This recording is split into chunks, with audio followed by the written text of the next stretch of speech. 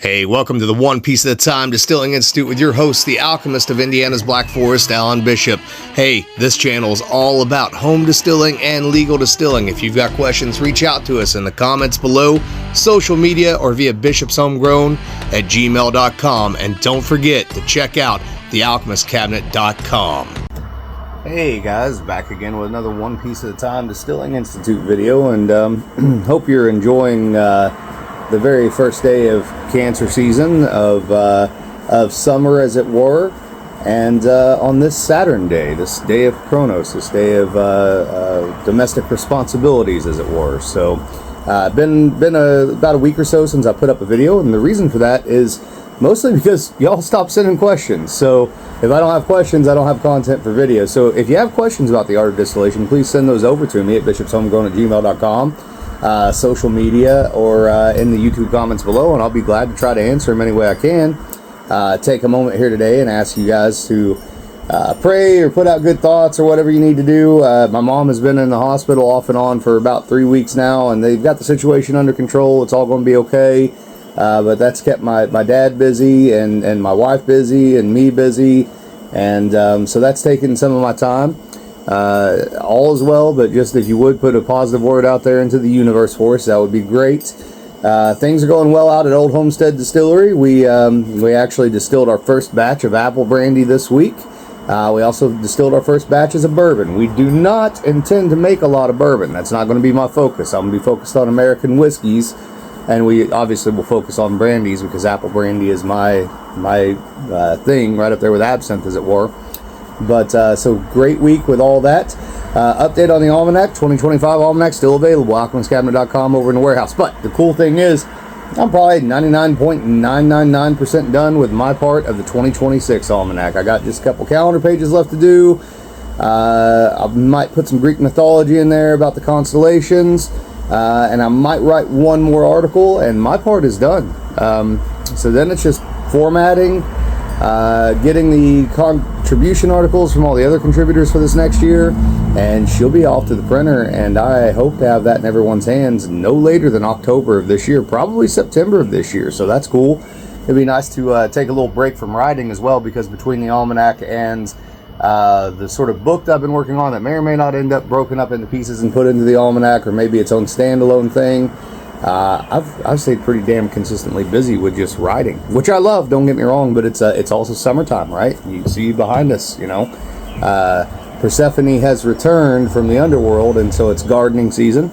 And the other thing that's been going on is, as part of my spiritual endeavors, I've didn't really start doing it for physical reasons, although it's helping, trust me. I'm not the healthiest guy in the world. I started riding a bicycle, mountain bike / road bike hybrid. And I wanted something difficult. I wanted something challenging. I wanted something that made me incredibly uncomfortable from a spiritual perspective, something I had to work at to get to a point to where, you know, I can hopefully get to a point where I'm riding that thing, I'm not thinking about riding it. And I'm getting there. I'm on, I've been doing this for coming up on 2 weeks tomorrow. I've taken at least one ride every day, aiming for somewhere between 7 and 10 miles daily, without stopping, without any breaks. And yesterday I made it, I know for a fact, at least 10 miles, not a single break the whole time, in a gear that has much more resistance to it than the ones I've been riding in. And I'm pretty damn proud of myself, and I'm also starting to enjoy it, right? Not that it's not a struggle, because it fucking is, but I am starting to enjoy it. Anyways, finally got a couple questions here. Thought I'd take the time and answer them and put a video out there for you guys today. Again, send me your questions, guys. So let's see what we got here. So, apple rye funk from Richard. So, a while back I had a chocolate apple rye that was 27% malted rye, 3% chocolate malt, and Trucker's White. It ended up getting a lacto, and I had to let it set for an extended period of time afterwards. It was basically finished out when the lacto hit. When I ran it, there was no scorching on the element, but there is a hint of scald or sharp taste on the back end of a sip. Could the chocolate malt be giving an odd taste on the back end? Thanks for everything you do, and keep on keeping on, sir.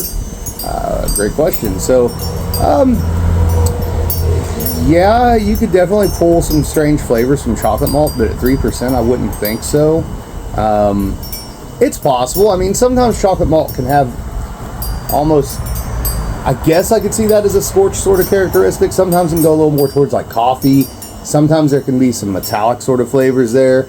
that is a possibility. You know, I'm not a huge fan of specialty malts and white spirit in particular. Oftentimes there's a lot of like this weird protein funk that just happens in a white spirit with specialty malts. I much rather prefer to put those specialty malts into a cask and let them mature properly.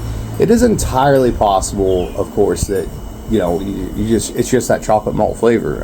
It can do some strange things in a white spirit, without a doubt. And it doesn't take a whole lot of chocolate malt to get a lot of flavor across.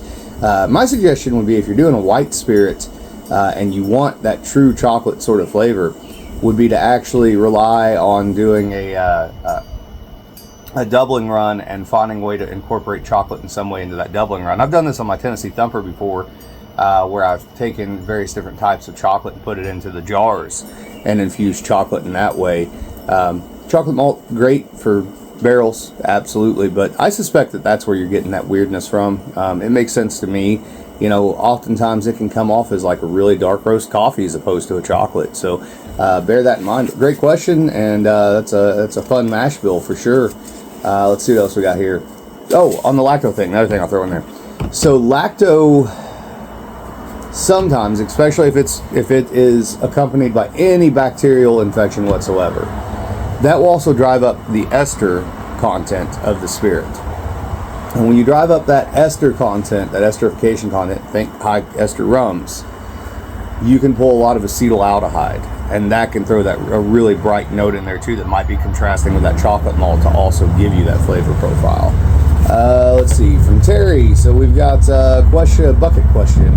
Going to be dumping a twice used 5-gallon barrel that has held malted corn whiskey and then a mixed fruit brandy for a year in August. I've got a blue corn whiskey mash started to refill the barrel, and I will have the product ready before the barrel is emptied. What are your thoughts on storing in a 5-gallon bucket for about 6 weeks? My mind is screaming not to do it, but I've talked to people who use plastic buckets for short-term storage as well. It just seems wrong for reasons such as leaching of plastic chemicals, etc.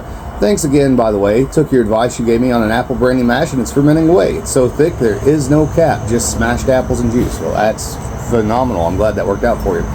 Alright, so I'm sort of a hybrid mind on plastic buckets, plastic storage. We use them quite a bit at the distillery because obviously you can't, afford to just continuously buy glass carboys or stainless steel for every little thing. I think, in my opinion, if they're food safe buckets to begin with, as long as you're not storing high proof ethanol in them,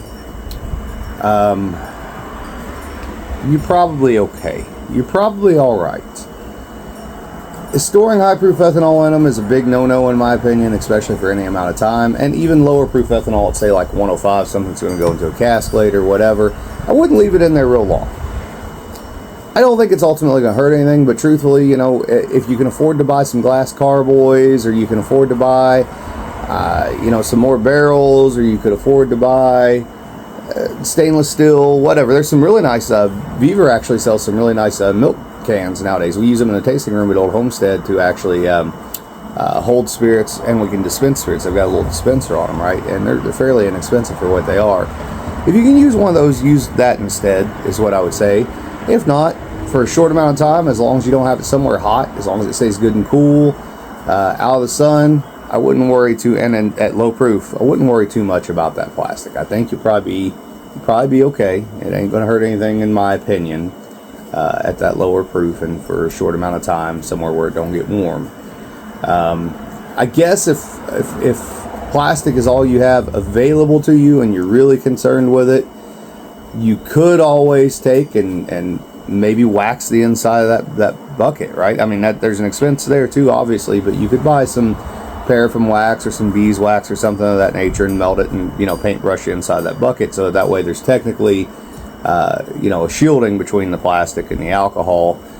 It's pretty common in the alcohol industry. I don't like it, but I'll give you an example, something similar to that. So a lot of places that ship out high proof ethanol, they'll actually use the standard metal barrels.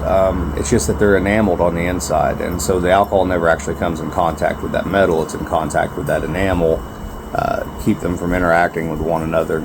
Not the best option in the world, in my opinion, but it does happen. It is out there. It is a thing. So let's see. I think I got one more here, maybe. Ooh, this one's a good one. You know what? This might be its own video since we're almost at 10 minutes now. Let's do that. I think that'll be good for all of us. That'll give me a couple videos to get through this week. So anyways, guys, send me your questions. I love y'all. Later.